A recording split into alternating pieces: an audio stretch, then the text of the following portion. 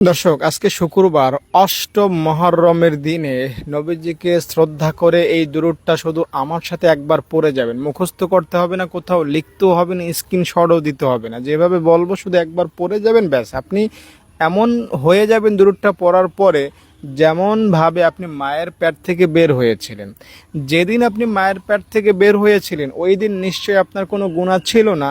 তো আমার সাথে এই দুরূদটা পড়া শেষ করার সাথে সাথে আপনি ওই দিনের মতো হয়ে যাবেন, এই নিশ্চয়তা আমি দিচ্ছি ইনশাআল্লাহ। তাই ধৈর্য নিয়ে একটা লাইক দিয়ে কমেন্টে আমিন লিখে আমার কথাগুলো শোনেন। আজকের এই মহররমের অষ্টম দিনে জুমাবার আপনার জন্য একটা সুযোগ নিজের গুনাহ একদম শেষ করা, একদম মূল থেকে ক্ষমা করা।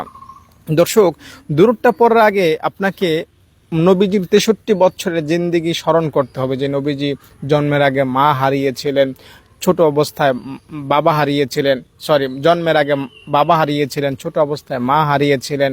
এরপরে এতিম অবস্থায় নবীজি বড় হতে লাগলেন। এরপরে নবীজি যখন নবুয়াত পেলেন, নবীজির দিনের কথা বললেন, ফলে কাফেররা নবীজির দাঁত ভেঙে ফেললো, নবীজিকে জেলখানায় বন্দি করলো, না খাইয়ে রাখলো।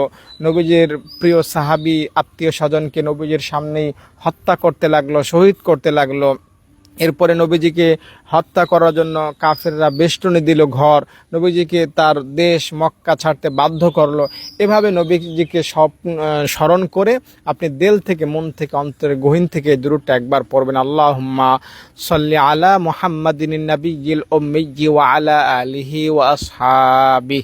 এই দুরূদটা নবীজির 63 বছরের জিন্দেগি স্মরণ করে, আজকের এই মুহররমের দিন স্মরণ করে, আজকের এই জুমাবার স্মরণ করে, আপনার গুনাহকে স্মরণ করে, গুনাহ মাফের আশায়, গুনাহ আর করবেন না এই আশায় এই দুরূদটা যদি একবার পড়তে পারেন, দিল থেকে বলছি, অন্তরের ভেতর থেকে বলছি, আল্লাহকে সাক্ষী রেখে বলছি, আপনার গুনাহ থাকবে না, আপনি নিষ্পাপ হয়ে যেতে পারবেন। মনে রাখবেন, আপনি মোনাজাত করে আল্লাহ তাআলার কাছে যদি মাপ চান, চোখের পানিও যদি ফেলেন, মাপ পাওয়ার কোনো নিশ্চয়তা নাই, কিন্তু দুরূদ পড়লে মাপ পাওয়ার শতভাগ নিশ্চয়তা রয়েছে। তাই আপনি আজকের এই মুহররমের এই অষ্টম দিনে দুরূদ পড়েন, গুনাহ মাফ হয়ে যাবে। উবাই ইবনে কাব বলেছিলেন, ইয়া রাসূলুল্লাহ, এখন থেকে আমি সবসময় দুরূদ পড়ব।